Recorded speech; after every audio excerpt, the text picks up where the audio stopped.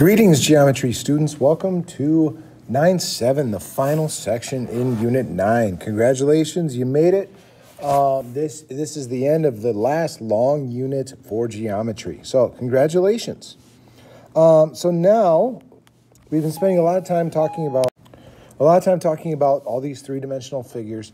So we need to talk a little bit about what makes different figures congruent and what makes them similar.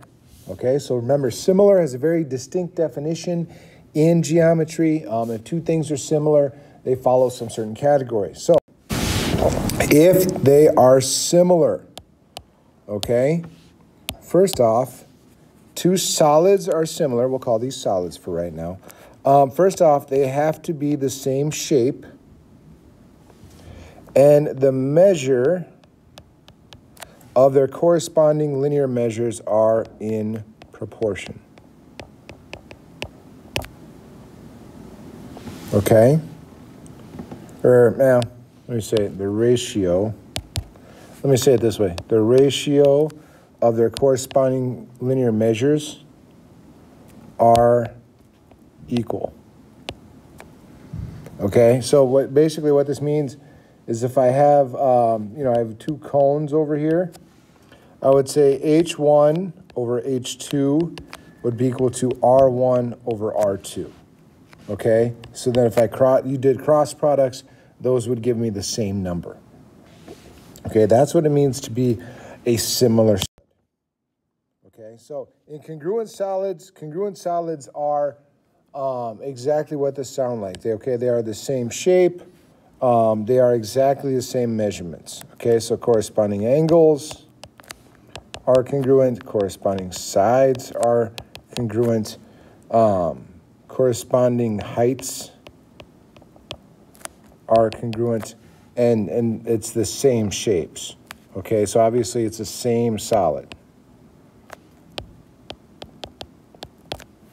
All right, so everything is exactly, if you're a congruent solid, you have everything the exact same measure and you are the exact same shape. Okay, so you have to be a little picky about what congruent means. Okay, so if I look here, so they are both appear to be square pyramids. Okay, so they're both square pyramids. Okay, they're the same shape. They're the same type of solid. So I now must look, is 4 over 6 equal to 8 over 12? So then if I do cross products, 4 times 12, 6 times 8, 48, 48, then I'm going to say, yes, those are similar. Okay, those are similar, yes. Why is it not congruent? If it was congruent, then 4 and 6 would have to be the same number, 8 and 12 would have to be the same number. So congruent doesn't work. So the solids are similar.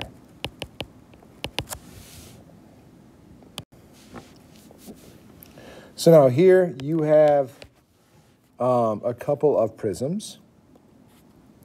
So now you need to kind of match up and see what's what. Okay, so the height is 2.5 over 1.5.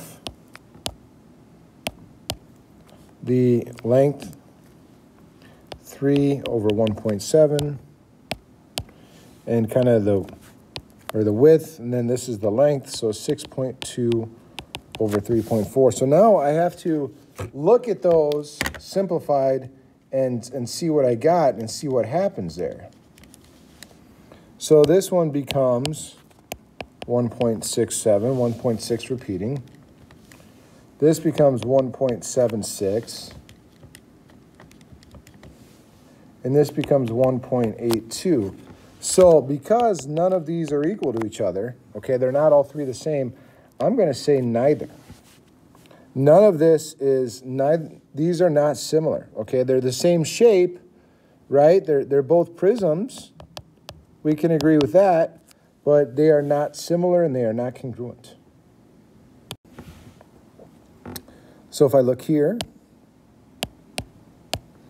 so I've got two cones. So I need to look, is 5 over 6 equal to 12 over 14.4? So go diagonal. So 6 times 12 and 5 times 14.4. So that's 72 and 72. Yes, they are the same shape. They're both cones. So that's going to be similar. All right, then what's the scale factor? The scale factor, if you forget, how do I get from 5 to 6? My scale factor is just going to be 6 over 5. Okay? 6 over 5. I end up taking whatever my second shape is. I find a length that matches up, and I just kind of correspond the second shape over the second length over the first length. So now the two cubes to the right are similar solids with a scale factor of 3 to 2. Find the surface area of each figure. Find the volume of each figure. So they're cubes, so 3, 3, and 3. So this becomes, the surface area of this one becomes, well, if it's 6 sides of the same shape, so it's going to be 6 times 3 times 3. So that's going to be 54. The surface area of the smaller one is going to be 6 times 2 times 2. So that's going to be 24. So the surface area here is going to be 54 for the large one, 24 for the small one. For the volume, keep the same shape here, that's just going to be 3 times 3 times 3, or 27. And the other one's going to be, the smaller one's going to be 2 times 2 times 2, which will be 8. Okay, so now what am I kind of comparing this to? What am I kind of setting all this up for? The idea is this, is that if I've got a scale factor, okay, so this is 3 to 2, okay? 3 for this is equivalent to 2 for that. That's my scale factor. When I go to compare these, the surface areas are a squared, b squared. The volumes are a cubed, b cubed. Okay, so if my ratio here is 2 to 3, so 2 to 3, then my surface area is going to be 2 squared to 3 squared, or 4 to 9. And my volume will be 2 cubed to 3 cubed, which will be 8 to 27. And that's kind of what I had before. All right, so my surface area will be squared, my volume will be cubed. So two similar cones have a radii of 10 and 15. What's the ratio of the surface area of the small to the surface area of the large? So we have two cones.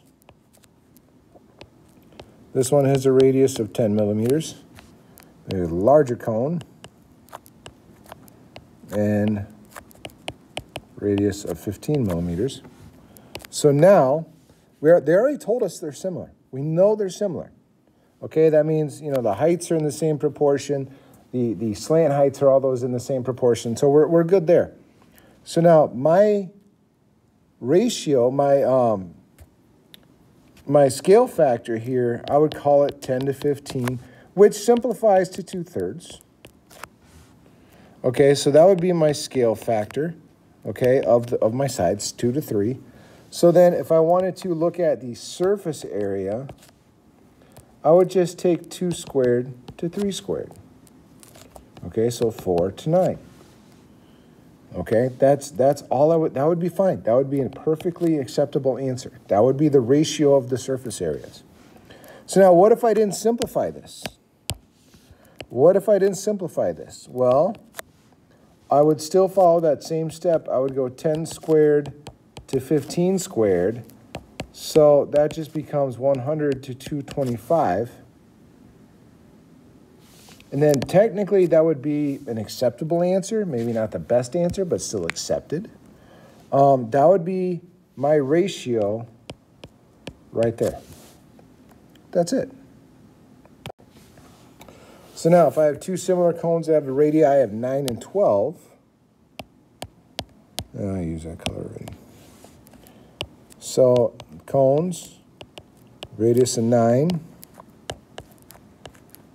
radius of 12.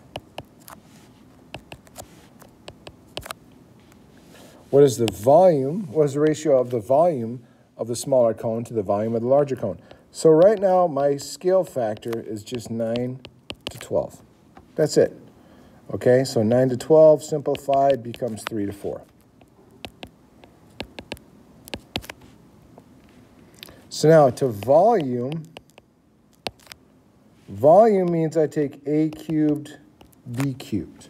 Okay, so if I have A to B, my volume is going to be A cubed, B cubed. So if A is 3 and B is 4, the volume ratio will be 3 cubed to 4 cubed. So 27 to 64. That would be the ratio of the volume from the smaller cone would be the 27. The larger cone would be 64. Now, I'm not saying that these are the volumes, okay? These are not the volumes, okay? The volume of the small one is not 27. The volume of the big one is not 64.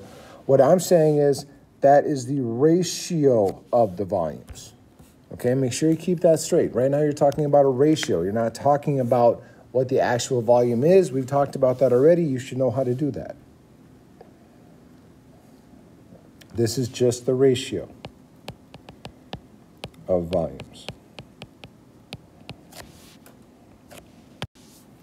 All right, so now softballs are similar spheres.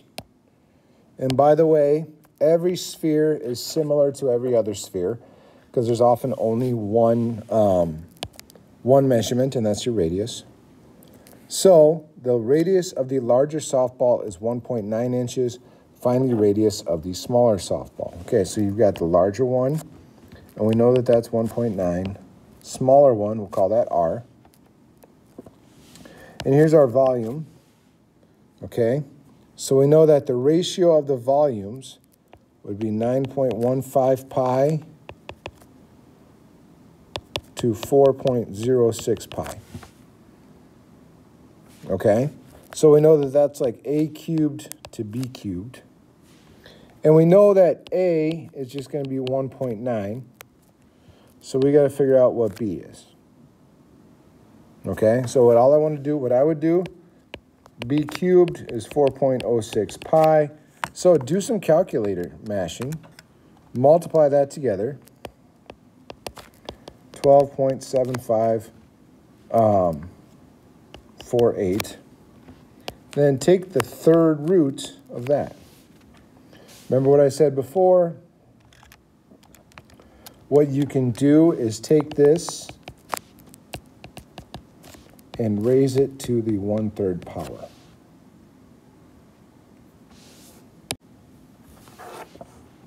So when I do that, I'm going to make one change here. This should not be 1.9 inches. Because if you work backwards where you're given that volume, you figure out that the volume of this thing would be about 3.06. Okay, so that would be the radius of this one. So ignore that part. The radius of the smaller one is going to be 2.336 inches. That's it.